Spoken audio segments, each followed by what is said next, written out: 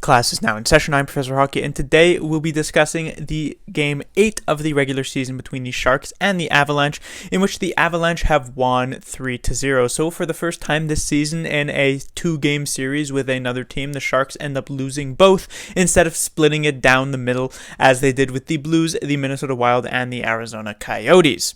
And while this score is maybe not as ugly as the score of the previous game when they lost 7-3 to the Avalanche, it wasn't necessarily that much better of a game, if even better at all. This one started off for the first 50 or so minutes completely no scoring at all, and while the Sharks were pretty good in the first period, and you could say even maybe a touch better than the Avalanche really turned it on come second period, as has seemed to be the case for many of the teams facing up against the Sharks thus far this year. And eventually it would be Nazem Kadri who would break the tie, take the 1-0 lead from the Avalanche, and then quickly after Burakovsky would make it 2-0, and eventually another Kadri goal in the last minute or so of the third period to put it away at 3-0. And as I said, while they didn't let in 7 goals this game, a lot of credit does have to go not to Devan Dubnyk, but to the post. I believe the Avalanche managed to hit 6 or maybe even 7 posts here tonight, so with a bit better luck on their side, they probably could have put up another 7 goals here. And on the Sharks side, instead of scoring 3 goals like they did in the previous game, they end up with a grand total of 0. And while there were some decent chances in the first period, a couple maybe, you could probably count on one hand the amount of good chances from the second period onward that the Sharks ended up getting. So just in general, not so great of a game, and I guess you could say you expected this going up against a team like Colorado, but it's still somewhat disappointing to see the 2 losses in a row and 2 not so close ones, even though this game was tied for the first 50 minutes. First thing to talk about would be Devan Dubnyk. He ended up getting the start here tonight. Not a massive surprise after Jones was pulled in the first game against the Colorado Avalanche, and I know Bruner does like to go usually for the split, at least from that first series against the Arizona Coyotes to the first couple of games.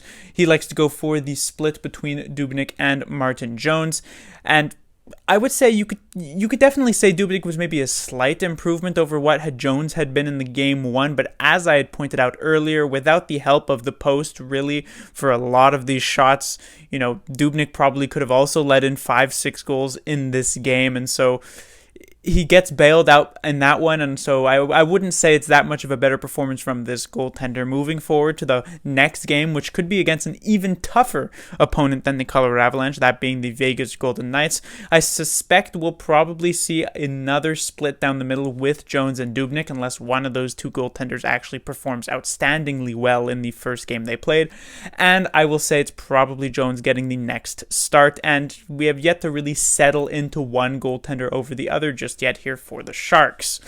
Next, I will talk about the power play. And remember a few games ago I talked about the power play. It had gone, I think, 0-6 or 0-7 on that specific night, but I mentioned how it was looking a lot better. It had started the season quite well, and it was just looking much more lively than it had done in the previous year. Well, I do apologize because it does seem as though I completely jinxed the power play, because after having said that, the power play really reverted back to a lot of what we had been seeing last season. A lack of movement, not so great passing, and mostly just feeding it to the points of where Burns and Carlson and sometimes Logan Couture are standing, and then hoping to potentially get shots through and hope for some sort of bounce one way or the other, where most of the time it either gets blocked or it gets poked away, or it's just an easy save from the goaltender.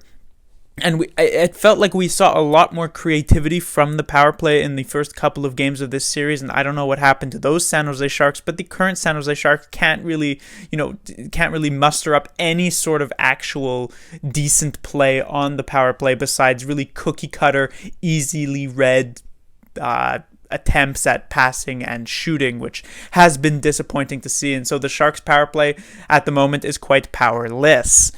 On to the next topic, which is the second line. So yesterday I had addressed the first line, which I consider to be Couture, LeBanc, and Ryan Donato, and I had said that that was the Sharks' best line of the night in that previous game. Here tonight I will address the second line, not because I feel as though they were the best, but because they have been quite disappointing for a good chunk of this season, which is surprising because the second line had started off so promising. In that first game, it was Kane, Hurdle, and even John Leonard who really were the only contributing factors to that San Jose Sharks victory, and yet it seems as though since then, besides the occasional chip in from Hurdle or Kane on the power play and maybe a goal here or there, this line has been pretty ineffective. And you look at the time on ice here for tonight, the first line for the San Jose Sharks got very, very fair time on ice. I mean, Ryan Donato ended up playing 18, 19 minutes almost.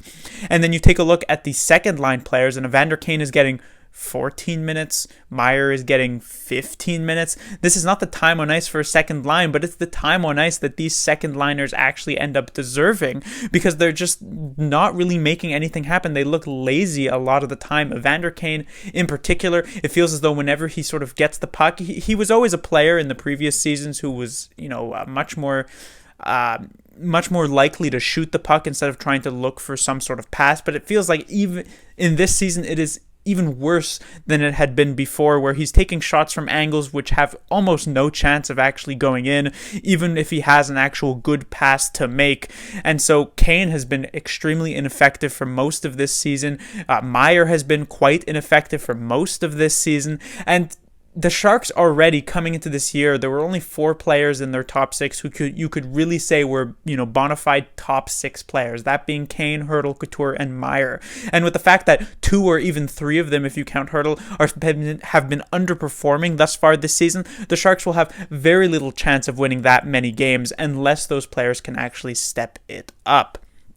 And finally, I'll talk about, not an often talked about player, that being Noah Gregor. I had praised, Gambrell in the past couple of games, and now I'm going to praise Noah Gregor. He actually ended up with a decent amount of ice time, so clearly Booner is valuing his contributions to this team. He's actually been getting some power play time as well, some time, late in the game trying to catch up from a deficit. I mean, it's not really a positive, but you could see him on the ice, and when he ended up taking that penalty against Gabe Landeskog, that would eventually lead to the Avalanche's 3rd goal of this game. But it just goes to show the confidence that Booner is putting into Noah Gregor, and he has been at least somewhat living up to those expectations. He, of course, had a goal last night, didn't do much of anything offensively here tonight, but still, it has been pretty good, I would say. And right now, the Sharks' 3rd line, I wouldn't say it's the most skilled 3rd line in the league. In fact, you could probably say it's in the bottom half of the most skilled 3rd lines in the league, that being Gambrell,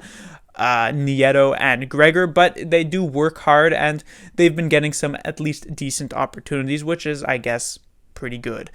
But that will do it for this review. The Sharks will be back in action on Monday, and they will be taking on the Vegas Golden Knights. So a bit of a break here, as the Sharks will technically be transitioning to home games. They won't actually be at home, at least for this 2-game series against the Vegas Golden Knights, but it will be counted as a home game in the record books, I guess you could say. And we'll see if against likely the toughest West Division team in the division, if the Sharks can actually get some wins here, or if they will look as sort of lost as they did here in the past couple of games against the Avalanche. Class dismissed.